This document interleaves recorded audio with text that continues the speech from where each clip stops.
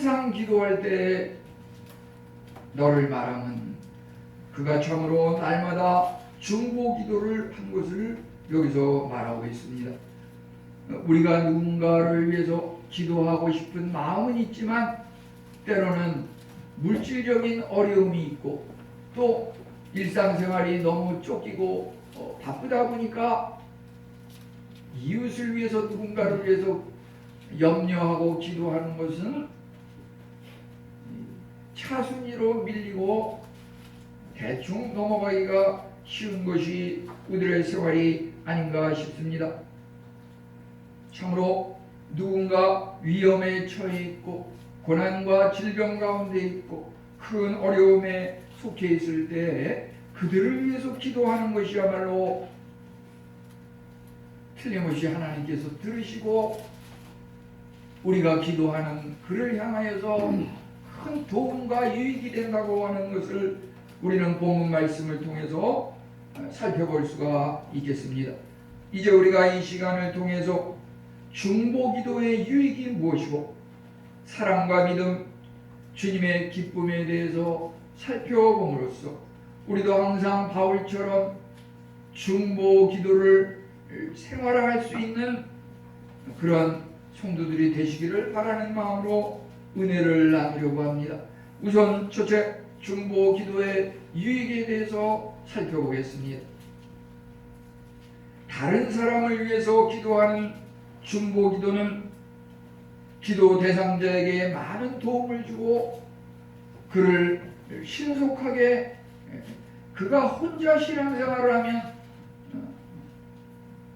도달하기 어려운 그러한 부분들을 더 빨리 구원에 이를 수 있도록 도움을 준다고 하는 것입니다. 성도가 기도할 수 있다고 하면은 우리는 참으로 이웃을 위해서 그 어떠한 것도 가능하다고 하는 그런 확신을 가지고 믿음 생활을 할 수가 있는 것입니다. 시편 기자는 115편 12절에 말하기를 여호와께서 우리를 생각하사 복을 주시되 이스라엘 집에도 복을 주시고 아론의 집에도 복을 주시고 그는 참으로 자신뿐만 아니라 국가와 민족, 이웃을 위해서, 동료를 위해서 복을 빌었던 것입니다. 우리가 참으로 다른 사람의 그 선한 것에 대해서 감사하며 복받기를 위해서 기도한다고 하는 것은 우리 인간이 할 수 있는 것이 아니고 그것이 바로 하나님의 그 은혜의 증거라고 볼 수가 있겠습니다. 우리는 봉사할 때 다른 사람들이 지닌 선한 것에 대해서 이야기하는 것을 배워야 할 것입니다. 중보 기도를 하면 감사와 찬양이 넘치게 된다고 하는 것입니다. 중보 기도의 유익은 또한 약점을 강하게 한다고 하는 것입니다. 사람이 아무리 강한 사람도 약점이 있기 마련입니다. 트로이 전쟁의 그 영웅 아킬레스는 그리스의 신화에 보면은 그의 그 어머니가 당시에 그 스틱스 강물이라고 하는 곳에 몸을 담그면 사람이 죽지 않고 불멸한다고 하는 그런 신화가 있어서 그 어머니가 아킬레스가 태어났을 때 그 어렸을 때에 스틱스 강물에 그 아이를 발을 잡고서 이렇게 물속에 잠갔습니다. 이 아이가 참으로 불멸하기를 믿고 기원하는 마음으로 스틱스 강물에 그 아킬레스 어린이를 담갔는데요. 아니나 다를까 그 아킬레스가 참으로 이 당시에 아주 위대한 영웅으로서 전쟁을 평정하고 아주 유명한 이름을 남기는 그런 영웅 장군이 되었던 것입니다. 그런데 그가 스틱스 강물에 몸을 담으면 불멸한다고 하는 그것을 믿고는 있었지만 문제가 하나가 있었는데 뭐냐면은 그 어머니가 아킬레스의 그 발목을 잡고서 몸을 그 물속에 담그는데 그러다 보니까 이 발목 쪽은 손으로 잡고서 물에 담그지를 못했어요. 그러다 보니까 나중에 전쟁터에 나가서 발목에 화살을 맞고서 죽고 마는 이런 불상사가 일어났습니다. 우리가 아무리 강한 사람도 누구나 인간은 한계가 있고 약점이 있다고 하는 것입니다. 우리가 기도를 해야 하는 이유는 바로 여기에 있습니다. 그래서 우리는 기도를 통해서 우리 자신이 강해질 뿐만 아니라 누군가를 위해서 기도할 때 그가 약하고 결점이 있는 그러한 부분들이 하나님의 은혜로 보충이 되고 메꿔지고 강해진다고 하는 것입니다. 참으로 오늘 본문 말씀을 보면은 바울이 볼 때 빌레몬은 참으로 사랑과 믿음이 충만해서 바울에게 또 그를 대하는 많은 사람들에게 큰 기쁨을 주었다고 하였는데, 신앙생활 잘하고 믿음과 사람이 충만하니까 그 사람은 위에서 기도하지 않아도 모든 것이 잘 풀리고 잘 될 거야. 그게 결코 아닙니다. 우리 인간의 삶이라고 하는 것은 어제는 평안했지만 오늘 어떻게 될지 내일 어떻게 될지 전혀 예측할 수 없는 것이 우리 인간의 한계라고 하는 것입니다. 그래서 기도라고 하는 것도 여기 바울이 보면은 항상 너를 위해서 그 이름을 말하면 항상 기도했다고 하는 것. 이 기도라고 하는 것은 결코 내가 1년 전에 일주일 전에 기도했다고 오늘 기도를 쉬면은 그 기도를 쉬는 것을 통해서 문제가 발생할 수 있다고 하는 것입니다. 우리는 기도의 끈을 놓아서는 안 될 것입니다. 바울은 참으로 빌레몬을 위해서 빌레몬이 하나님의 은사를 많이 받고 지식이 충만하고 믿음과 사랑이 넘쳤지만은 바울은 빌레몬을 위해서 계속해서 중보기도 하였습니다. 기도를 통해 약점이 보충될 수 있으며 매일도 점점 강해질 수 있기 때문에 바울은 그리하였던 것입니다. 중보기도의 유익은 하나님께 감사와 찬양이 넘치게 하고 우리의 약점을 강하게 할 뿐 아니라 이제 전진과 번영이 끊임없이 이어지게 한다고 하는 것입니다. 그것은 마치 그리스도인은 어린아이들과 비교할 수 있겠습니다. 어린아이는 나이가 먹음에 따라 키가 자라고 지식이 하루하루 점차 늘어나가는 것을 보게 됩니다. 우리 신앙생활도 그렇습니다. 날마다 그 신앙이 자라고 하나님을 아는 지식이 늘어나고 그로 말미암아 우리가 행하는 모든 일들이 번영 발전해야 하는 것이 우리의 신앙생활이고 그것이 바로 중보기도의 유익이라고 하는 것입니다. 왜 그렇습니까?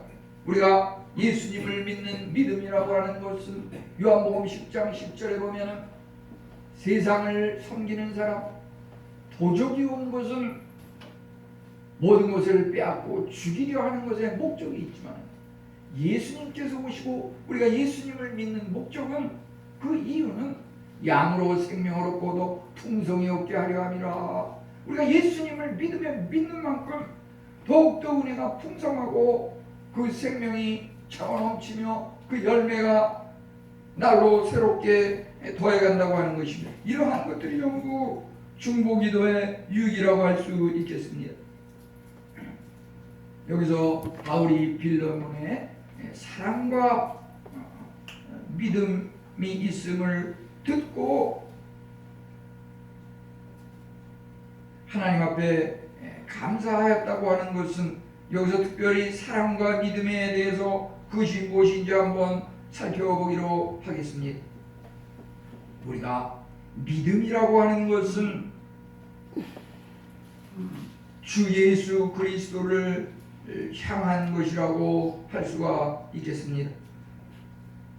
로마서 3장 26절은 이때 예수 믿는 자를 의롭다 하려 하심이라. 믿음이라고 하는 것은 예수 그리스도를 우리 마음 안에 모시는 것입니다. 모든 일에 그리스도와 연합하고 함께 동행하게 됩니다.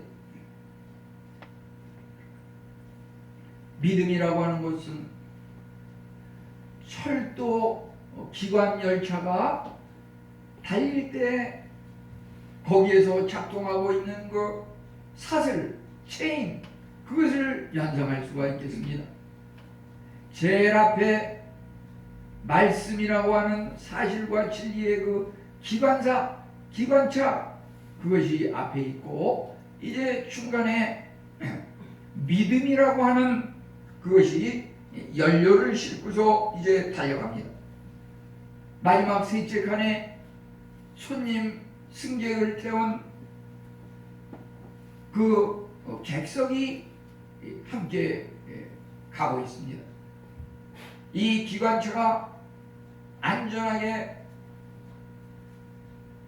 목표지를 향해서 운행하기 위하여서는 하나님의 말씀이라고 하는 그 사실을 따라서 그것을 믿고 이것이 안전하게 목표를 향해서 가리라고 하는 그 신뢰감이 있기 때문에 그것을 타고 가는 것입니다. 그런데 만약 우리가 그 기관차 말씀 또 그것을 믿는 우리의 믿음을 저버리고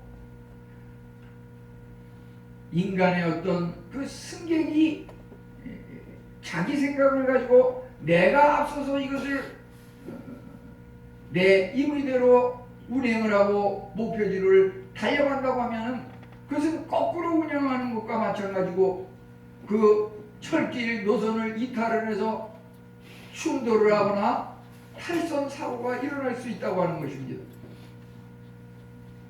우리 신앙생활은 참으로 하나님의 말씀을 꼭 붙잡고 예수님을 믿는 믿음을 앞세워서 달려가는 것입니다. 결코 우리 인간의 감정과 내가 나의 삶의 주인이 돼서 이렇게 가는 것이 올바른 신앙생활은 아니라고 하는 것입니다.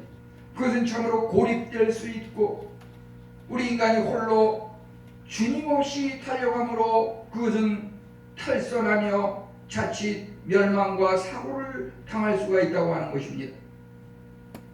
여기서 바울이 빌레몬의 사랑과 믿음을 보았다고 하는 것인데, 사랑은 바로 그리스도를 향한 그 믿음에 근거한 믿음의 결과로서 성도의 사랑, 성도에 대한 사랑이라고 하는 것입니다.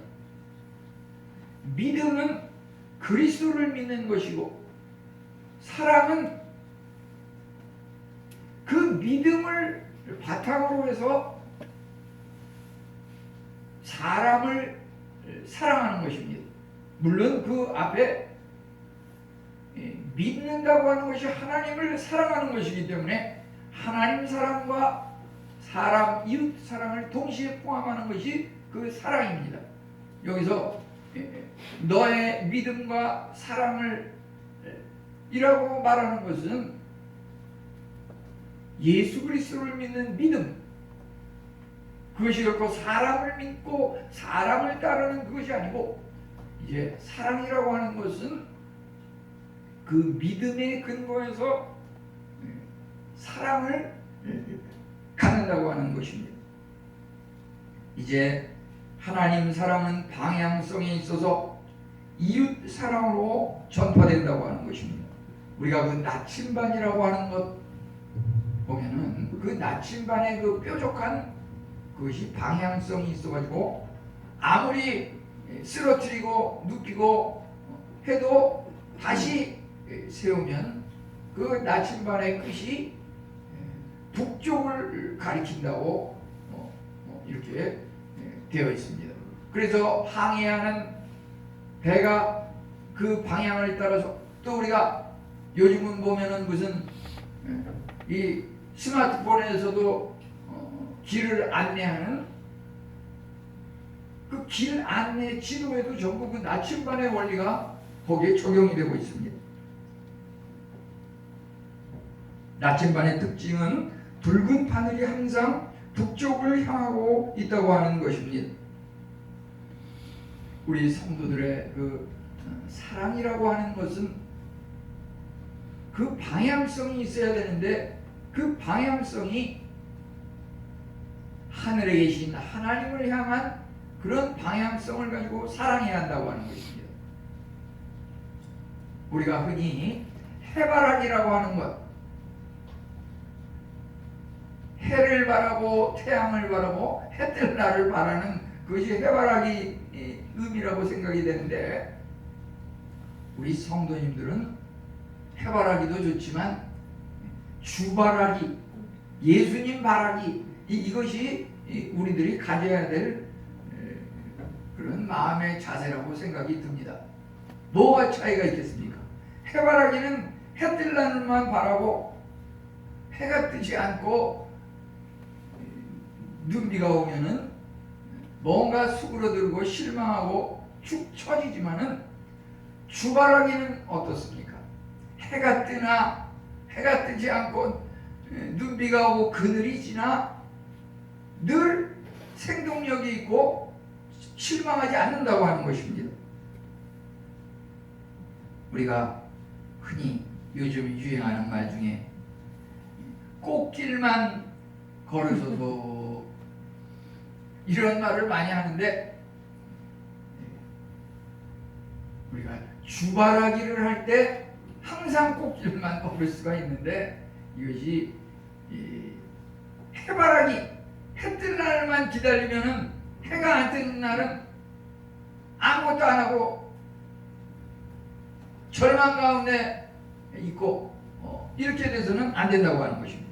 우리가 하나님을 사랑한다고 하는 것은 모든 사람을 사랑하는 것인데, 이것이 하나님을 믿는 믿음에서 비롯되어야지 사람을 믿는 세상의 권력과 명예를 믿는 거기에 근거했을 때는 그것이 결국 결과적으로 멸망과 치명적인 불상사를 유발할 수 있다고 하는 것입니다. 이제 믿음은 예수님을 향한 것이고 사랑은 다른 사람 이웃을 향한 것이라고 하면은, 믿음과 사랑은 전혀 별개가 아니라 그것이 서로 연관성을 갖고 연결이 되어 있다고 하는 것입니다. 이것을 쉽게 얘기하면 믿음은 사랑으로 일하고 믿음은 사랑에 의해서 증거된다고 하는 것, 증명된다고 하는 것입니다. 그 사람이 믿음이 있냐 없냐는 사랑을 실천하고 사랑으로 나타난다고 하는 것입니다. 사랑으로 나타나지 않는 것은 참 믿음이라고 볼 수가 없겠습니다.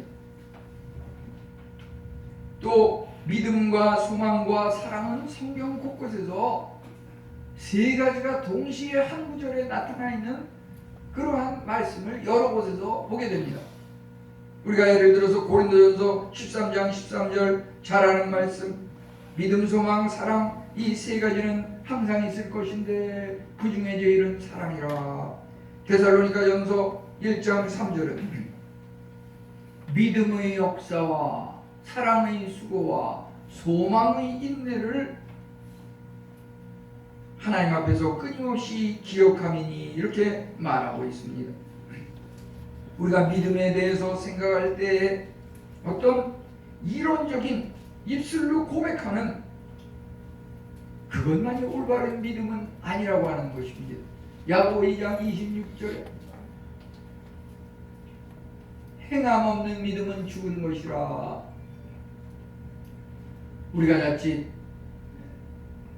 기독교에서도 초창기에 전도할 때에 보면은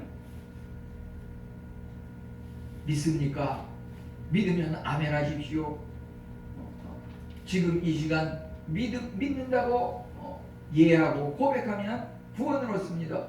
이렇게 얘기를 하는 전도법을 많이 사용하고 있었는데, 요즘은 그런 것들이 잘 활용이 되지 않는 것을 보게 됩니다. 왜냐하면 믿음에 대해서 이것이 입술로 고백한다고 해서 주여 주여 하는 자마다 다 천국에 갈 것이 아니오. 우리가 참으로 그 믿음이라고 하는 것은 입술로 고백하는 것이 물론 믿음은 믿음이지만은 그것이 실천으로 행함으로 나타나는 것이 믿음이라고 하는 것입니다. 그럼 실천으로 생활로 어떻게 나타납니까? 우리가 봉사하는 삶, 적극적으로 봉사하는 삶, 그것이 믿음이라고 하는 것입니다.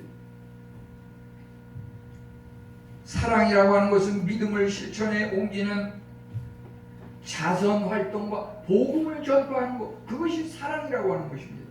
복음을 전파하는 일을 행하는 그것이 사랑의 행위입니다. 소망은 그리스도 재림을 소망하며 아무리 막다른 골목에 절망 가운데 처해있지라도 결코 절망하거나 낙담하지 않습니다. 우리가 물론 인간의 몸을 입었으니까 표정이 푹 수그러들고 혹시 오늘 안 좋은 일 있으세요? 얼굴이 영 펼쳐지지가 않으시네요. 우리가 이런 식으로 얘기를 많이 하는데 사실상 우리는 그리스도의 재림을 소망한다는 말은 뭐냐면 지금 현재 뭔가 억울하고 일이 잘 안 풀리고 이러지만은 주님께서 오시면 주님은 아시지요.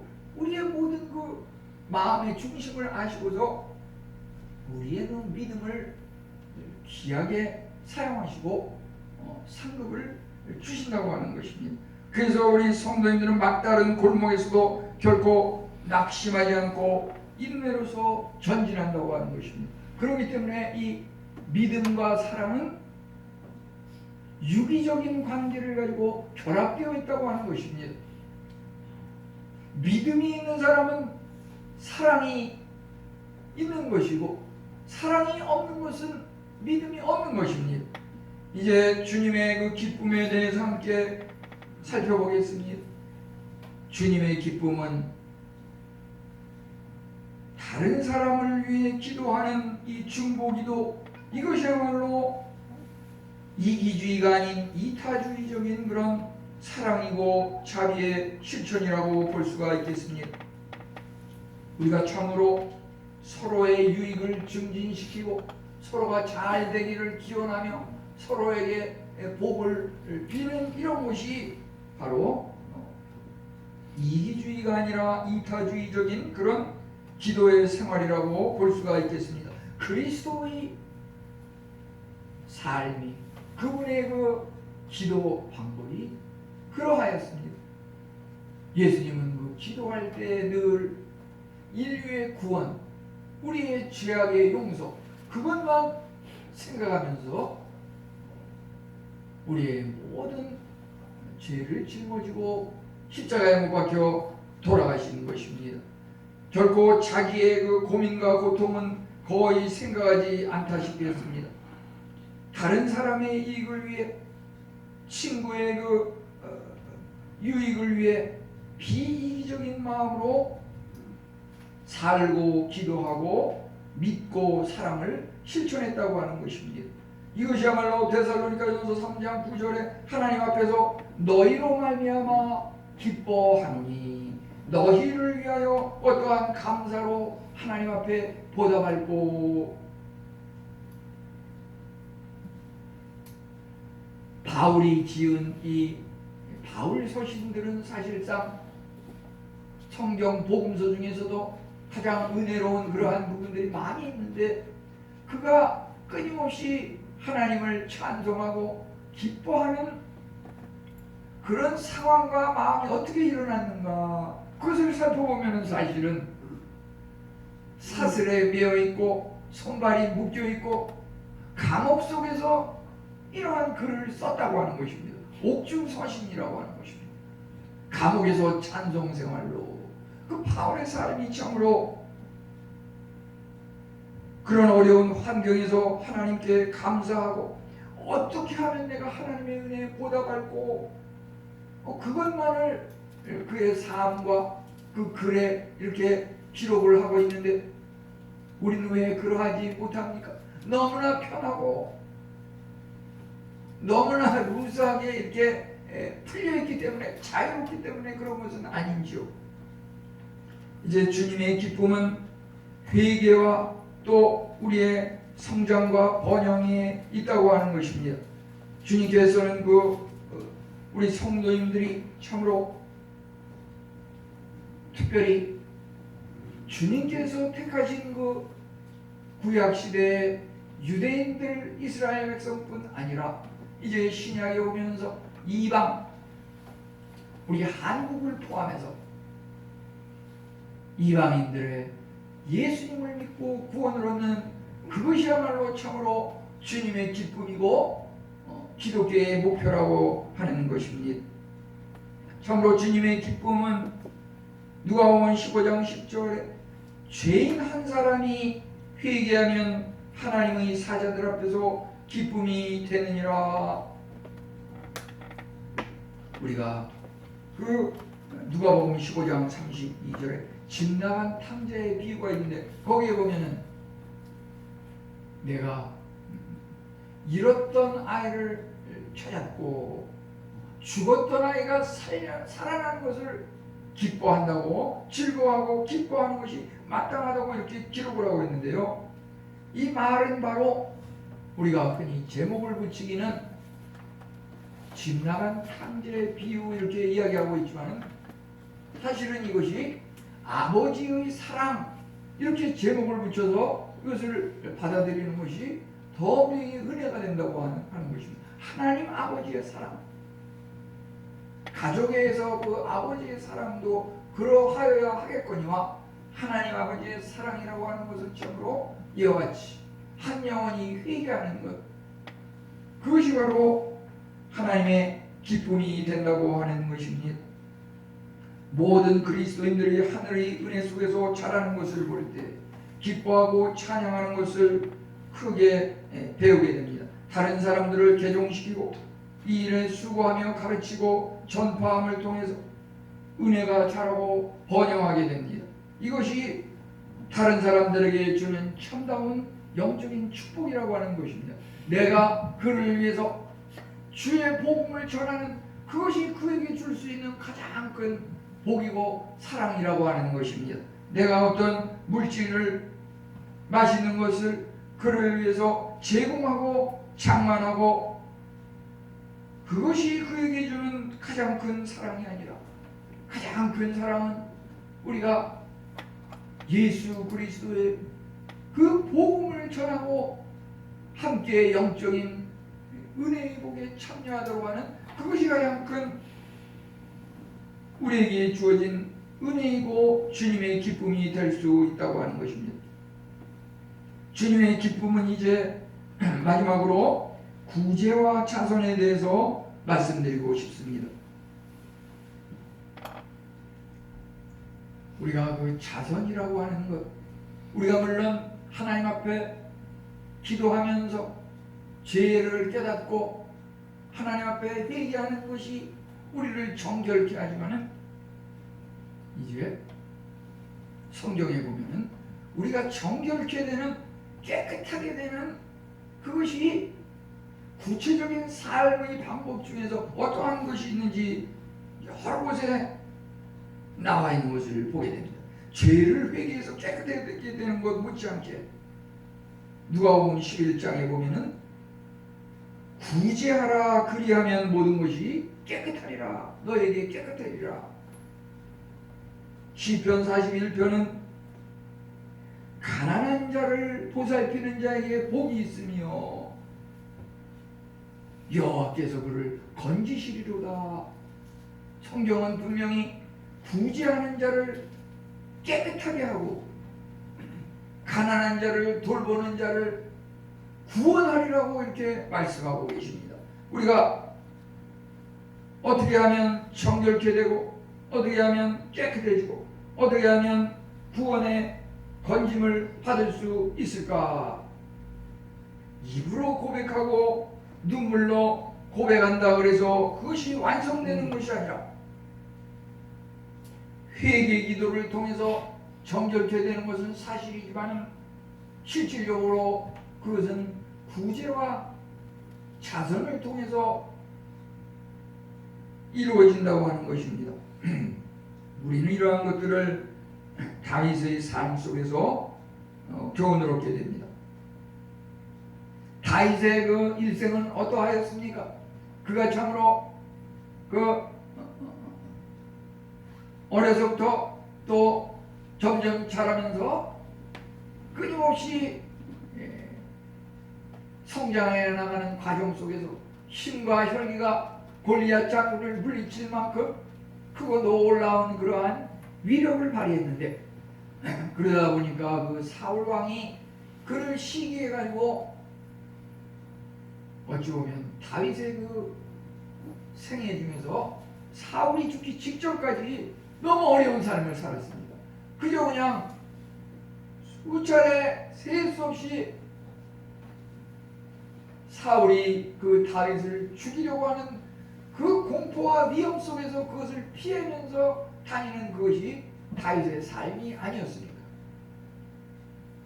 그런데 사울 왕이 죽은 후에 다윗은 어떠하였습니까? 우리 사람들 같으면 그 가문과 자손들을 복수를 하기 위해서 어렵게 하는 그런 가능성이 많이 있으리라고 생각이 듭니다. 그런데 다윗은 어떠하였습니까? 사울의 그 자손들을 향하여서 뭐라고 어떻게 행동을 했습니까? 그는 참으로 사울의 집에 남은 사람이 있습니까? 내가 요나단을 위해 자비를 구할 수 있겠는가? 요나단은 참으로 사울 왕이 다윗을 죽이려고 하는 그 어려운 죽음의 고비 때마다 도움을 주었던 그런 생명의 친구였습니다.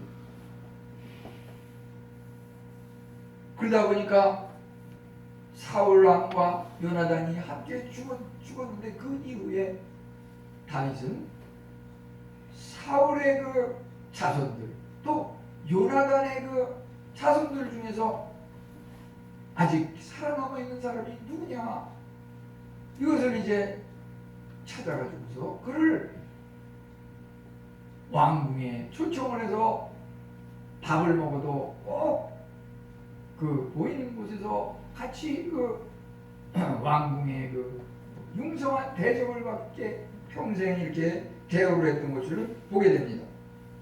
이것이야말로 참으로 하나님 사랑에 근거한 부재와 자손이라고 생각이 듭니다. 우리는 고통받는 사람뿐만 아니라 우리 사랑이 알려진 다른 모든 선한 사람을 위해 하나님께 기도해야 할 것입니다. 오늘 말씀을 통해서 우리가 기억해야 할 것은 바울이 참으로 영적인 아들 빌레몬을 향하여서 항상 기도할 때 내가 너를 말하는 우리가 참으로 쉬지 말고 기도하라. 기도를 쉬지 마시고 또 기도할 때 내가 아는 사람들 나의 원수까지도 포함을 해서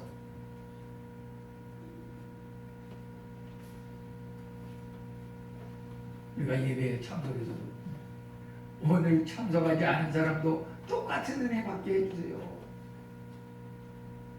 함께 예배를 드리다가 지금 잠시 자리를 비우고 있는 그에게도 똑같은 은혜를 받게 해주세요. 이것을 꼭 기도에 그 문장으로 넣어가지고 사람 한 사람을 호명하면서 하나님 앞에 기도하는 그것이 참으로 중보기도이고 그렇게 기도하는 생활을 습관할 때 우리는 참으로 기쁨의 삶 그것이야말로 사랑을 실천하는 삶이 되겠거든. 우리 모두 이와 같은 삶에 동참하며 하나님을 영화롭게 하시기를 축원합니다. 하나님 아버지 감사합니다. 오늘 바울이